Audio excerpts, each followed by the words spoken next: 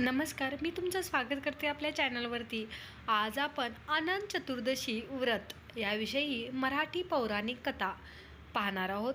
चला तर मग आपण कथेला सुरुवात करूया. पौराणिक ग्रंथानुसार प्राचीन काळी सुमंत नावाचे ऋषी होते. त्यांच्या पत्नीचे नाव दीक्षा होते. काही काळानंतर दीक्षाने एका सुंदर मुलीला जन्म दिला. तिचे नाव सुशीला होते. परंतु काही काळानंतर सुशीलावरून तिच्या आईची सावली नाहीशी झाली. आता ऋषींना मुलीच्या संगोपनाची चिंता वाटू लागली, म्हणून त्यांनी पुन्हा लग्न करण्याचा निर्णय घेतला. त्यांची दुसरी पत्नी आणि सुशीलाच्या सावत्र आईचे नाव कर्कशा असे होते. तिच्या नावाप्रमाणेच ती स्वभावाने कठोर होती. इकडे सुशीला मोठी होऊ लागली आणि तो दिवस आला जेव्हा ऋषी सुमंतला तिच्या लग्नाची काळजी वाटू लागली. खूप प्रयत्नानंतर सुशीलाचा कौंडिन्य ऋषीसोबत विवाह संपन्न झाला. पण इथेही सुशीलाला गरिबीचा सामना करावा लागला.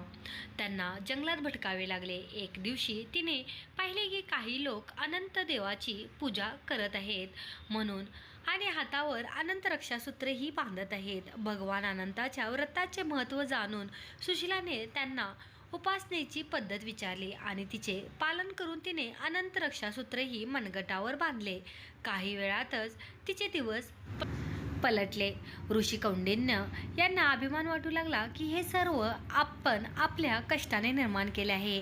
पुढच्या वर्षी अनंत चतुर्दशीला सुशीलाने अनंताचे आभार मानले, त्यांची पूजा केली आणि अनंत रक्षासूत्र बांधून घरी परतली. कौंडिन्याने हातात आनंद धागा बांधलेला पाहून विचारले. सुशीलाने आनंदाने सांगितले की हे रक्षासूत्र अनंत देवाची पूजा करून बांधले आहे. त्यानंतरच आपले इतके चांगले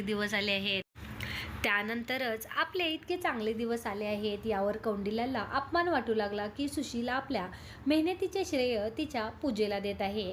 त्यांनी तो धागा काढला आणि भगवान अनंत क्रोधित झाले आणि काही वेळातच कौंडिन्य सिंहासनावरून जमिनीवर पडले. मग एका विद्वान ऋषींनी त्यांना त्यांच्या कृतीची जाणीव करून दिली आणि कौंडिन्यांना त्यांच्या कृत्याबद्दल पश्चाताप करण्याचे सांगितले. त्यांनी सलग 14 वर्ष अनंत चतुर्दशीचे व्रत केले. त्यानंतर भगवान श्रीहरी प्रसन्न झाले आणि कौंडिन्य आणि सुशीला पुन्हा सुखाने राहू लागले. तर आज आपण अनंत चतुर्दशीचे व्रत याची पौराणिक कथा पाहिलेली आहे. तर हा व्हिडिओ तुम्हाला कसा वाटला नक्की सांगा आणि व्हिडिओ आवडल्यास आपल्या चॅनलला सबस्क्राईब आणि व्हिडिओला लाईक करायचं विसरू नका.